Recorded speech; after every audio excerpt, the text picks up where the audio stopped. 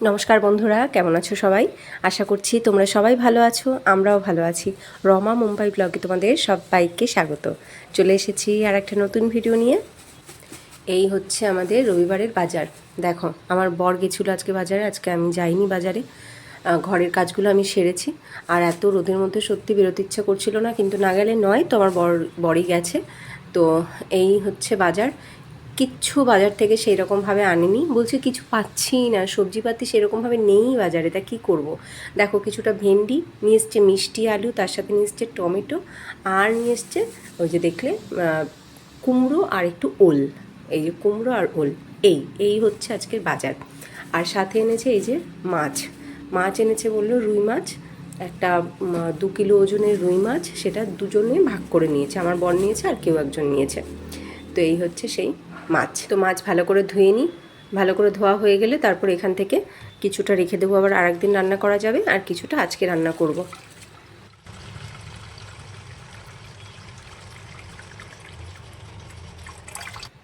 এই যে মাছ ধোয়া হয়ে গেছে। এখান থেকে 6 পিস আজকে রান্না করব, মানে দুপুর এবং রাতের জন্য। তিনটে ছটা, আর যা থাকবে সেইটা রেখে দেবো, আর একদিন খাওয়া যাবে। আমি বেশি করে মাছ কিনে ফ্রিজে রাখি না, অ্যাকচুয়ালি আমার খুব একটা পছন্দ হয় না। তো ওই একদিনই ছুটির দিনে মাছ কেনা হয়, সেটাই ওই 2 দিন খাওয়া হয়। তারপরে সারা সপ্তাহ আর আমাদের মাছ কেনা হয়ই না সেইভাবে, কারণ সারা সপ্তাহ বাজারেই আমাদের যাওয়া হয় না। ওই একদিনই যা বাজার করা হয়, সবজি মাছ যাই হোক। কিন্তু একদিনে বেশি করে মাছ কিনে ফ্রিজে রেখে দিলে হয়, বাট আমি সেটা করি না, আমার জানি না কেন পছন্দ হয় না, তাই করি না। তো যাই হোক, এখানে 1 কিলো মাছ আছে, এই যে ওইটুকু রেখে দিই। আর এখন এই 6 পিস মাছ আর ওই মাথাটা রান্না করব। তো আগে ভালো করে নুন হলুদ মাখিয়ে নিই।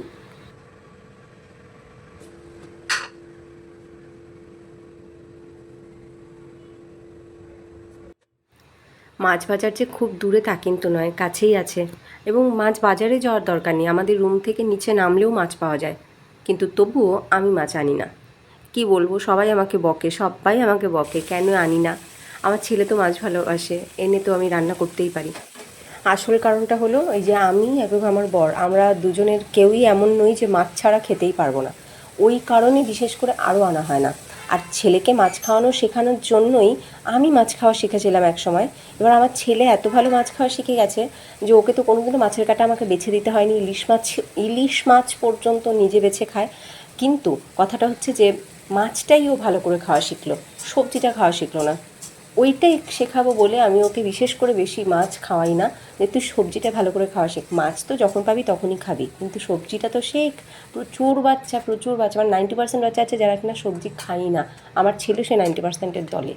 কিছুতেই ওকে, মানে আমি এত বেশি করে সবজি রান্না করি, ও তবুও ওকে সবজি খাওয়ানো শেখাতেই পারছি না। মাছ হলে খুব খুশি, আর মাছ না হলে ডাল করে দাও, ডাল ভাত খেয়ে নেবে, কিন্তু সবজি খাবে না। আমি যেমন জেদ করে মাছ আনি না ওকে সবজি খাওয়ানোটা শেখাবো বলে, তেমনি ও বদমাইশ, ও জেদ করে ওই সবজিটা খাবে না, ওকে ডাল ভাত দিয়ে দাও, ও খুব খুশি। ও শুধু ডাল ভাত খেয়ে নেবে, একটু আচার দিয়েও খেয়ে নেবে, কিন্তু সবজিও খাবে না। মানে কি করি বলো তো একে নিয়ে আমি। মাছটা ওই সপ্তাহে 2 দিনই খাওয়া হয় ধরো, আমাদের এর থেকে বেশি আর খাওয়া হয় না, বাকি 5 দিনই সবজি থাকে, সবজি ডাল। ওই শুধু ডাল দিয়ে ভাত মেখে দাও, কিন্তু সবজি দেবে না।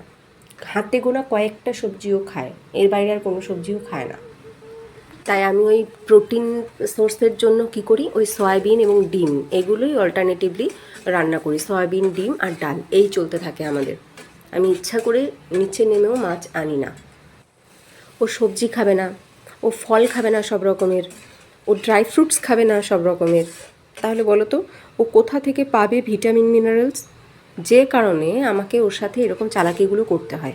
বাজারজাত হেলথ ড্রিঙ্ক পাউডার আমি সেগুলো একটা ওর জন্য কিনি না, একদম ছোটো থাকতে কিনেছি, কিন্তু তারপর থেকে আর কিনি না, ঘরেই বানাই। আমি ঘরে বানিয়ে রাখি। প্রতিদিন সকালবেলা যখন শেক করে দিই, স্কুলে যাওয়ার সময় শেক খেয়ে যায়, সেই শেকের মধ্যে 2 চামচ করে সেই পাউডার অ্যাড করি। তার ভেতরে সমস্ত কিছু থাকে, ড্রাই ফ্রুটস দিয়ে আরও অনেক কিছু দিয়ে সেটাকে বানিয়ে রাখি আমি। ও জানেও না যে ওখানে কী কী আছে, কিন্তু সব কিছু ওর খাওয়া হয়ে যায়। মায়েরা এই সমস্ত চালাকিগুলো করে, সব মায়েরা আমার কথার সাথে রিলেট করতে পারছো যে বাচ্চাকে সব কিছু কীভাবে খাওয়াতে হয়। ওই 2 চামচ পাউডারের মধ্যেই ওর ভালো হেলথের জন্য যা কিছু দরকার সব কিছু আমি ওই সকালবেলায় দিয়ে দিই। খুব ভালোভাবে খেয়েও নেয় এখন। তো গল্প করতে করতে আমার মাছের ঝোল কিন্তু প্রায় হয়েই গেল। দেখো, আমি আজকে আলু দিয়ে মাছের ঝোল রান্না করলাম। তো তোমরা যারা প্রথমবার আমার ভিডিও দেখছো তারা হয়তো ভাববে তেল কোথায়, রান্নায় আমি তেলটা কোথায় দিলাম।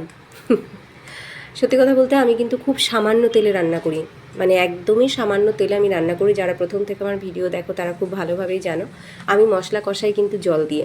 আজকেও এই আলুগুলো এবং মাছের ঝোলের যে মশলা আমি কষালাম তা কিন্তু জল দিয়েই কষিয়েছি। সামান্য এক ফোঁটা তেলেই শুধুমাত্র আলুটাকে একটু ভেজে নিয়েছিলাম বাস, তারপরে জল দিয়েই কষালাম। আর মাছগুলোও ভেজেছি যতটুকু তেল না দিলে নয় ততটুকু তেল দিয়ে, ডুবো তেলেও মাছ ভাজিনি আমি আসলে রান্নায় তেল মানে না পারতে ব্যবহার করি না, ওই যে যাকে বলে একদমই সামান্য। আমি এর আগেও তোমাদেরকে বলেছি, তোমরা যারা প্রথম থেকে আমার ভিডিও দেখো তারা জানো এই কথাটা, অনেকবার আমার মুখ থেকে শুনেছো হয়তো, যে রান্নার স্বাদ কখনো কিন্তু তেলে আসে না, রান্নার স্বাদ আসে তার মশলায় এবং যে রান্না করছে তার হাতের গুণে।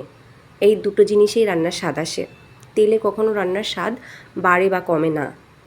তো আমি অতিরিক্ত তেল দিয়ে খাবারের গুণাগুণটাকে নষ্ট করতে চাই না। অতিরিক্ত তেল আমাদের শরীরে শুধু ক্ষতিই করে, কোনো উপকার করে না কোনোভাবেই। খাবারের গুণের মান তেল দিয়ে নষ্ট করতে চাই না। যেটুকু তেল না দিলে নয় সেইটুকু তেল অবশ্যই দেই।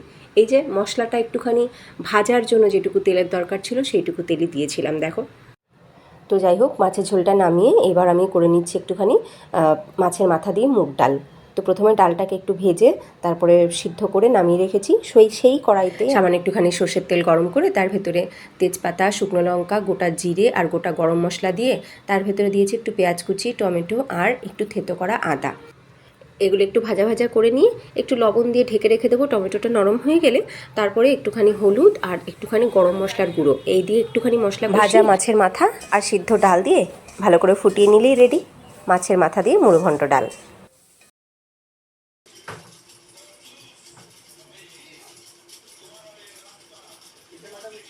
हाँ हाँ हाँ, क्योंकि मेरा हाथ आना चाहिए। नहीं नहीं नहीं, इससे नीचे नहीं। हाँ इतना ही। এই দেখো আমার রান্না সবে কমপ্লিট হয়েছে, আমরা খেতে বসবো। ঠিক সেই সময়ই আমাদের ঘরে উড়ে এসে জুড়ে বসলো এক নতুন অতিথি। কে এই নতুন অতিথি তোমরা দেখে তো বুঝেই গেছো, এটা হচ্ছে ওয়াটার পিউরিফায়ার। আমরা গতকালকে গিয়ে এটাকে বুক করে এসেছিলাম। তো আজকে একটু আগেই ডেলিভারি দিল, আর ডেলিভারি হওয়ার সাথে সাথেই চলে আসলো ইনস্টলেশনের লোক, মানে ডেলিভারির সাথে সাথেই চলে এসছে একসাথে। তো এখন আমরা সবাই খেতে বসবো, মানে আর যদি 10 মিনিট লেট করে আসতো তাহলে বোধহয় আমাদের খাওয়াটা হয়ে যেত।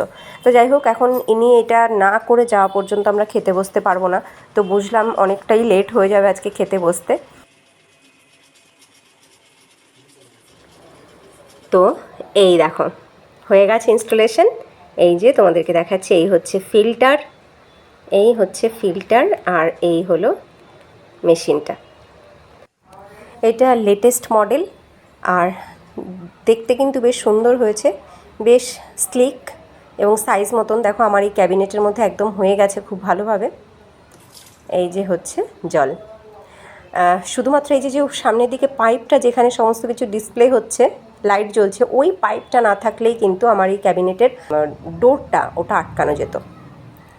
তো শুধুমাত্র ওই ডোরটা আটকানো যাচ্ছে না এখন, যে কারণে যে দেখো ডোরটাকে খুলে রাখতে হলো। এত সুন্দর আমার একটা ক্যাবিনেট করা ছিল এতকাল।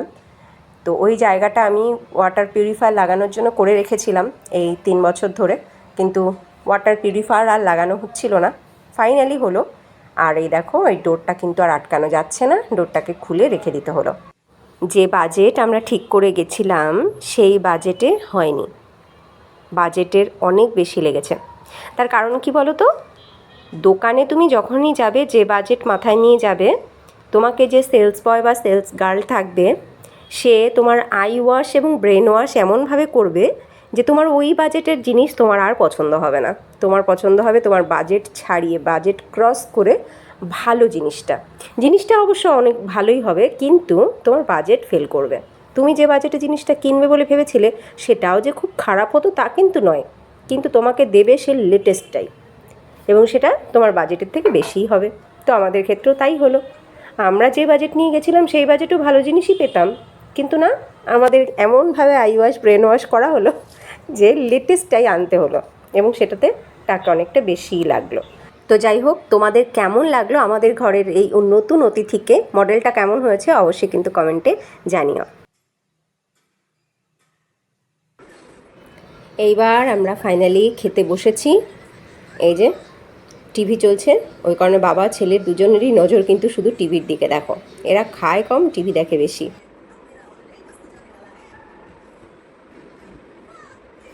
আজকের দুটো রান্নাই কিন্তু বেশ হয়েছে।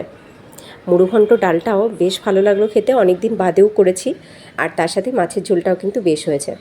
আমি যেরকমভাবে সবসময় মাছের ঝোল রান্না করি, আজকের মাছের ঝোলটা কিন্তু সেরকমভাবে করিনি। আজকে ইনস্ট্যান্ট ফিশ কারি মশলা দিয়ে করেছি। খেতে খারাপ হয়নি, ভালোই হয়েছে। আর তোমরা দেখো আমাদের কাণ্ড, বাপ ছেলে এরা টিভির দিকে ব্যস্ত, আর আমি আবার মোবাইলে মুভি চালিয়ে নিয়েছি। খেতে খেতে মোবাইলে মুভি দেখছি আমি। তো যাই হোক, চলো আমরা আমাদের লাঞ্চ এনজয় করি। আর ভিডিওটা এখন এখানেই এন্ড করছি। তোমাদের আজকের ভিডিওটা কেমন লাগলো অবশ্যই কিন্তু কমেন্টে জানিও। যদি ভিডিওটা ভালো লাগে লাইক করো, আর নতুন বন্ধুরা যদি তোমাদের ভালো লাগে লাইক করে সাবস্ক্রাইব করে আমাদের সাথে থেকো, আমাদের পরিবারের সদস্য হয়ে থেকো। দেখা হবে নেক্সট ভিডিওতে। সবাই ভালো থেকো, সুস্থ থেকো, টাটা।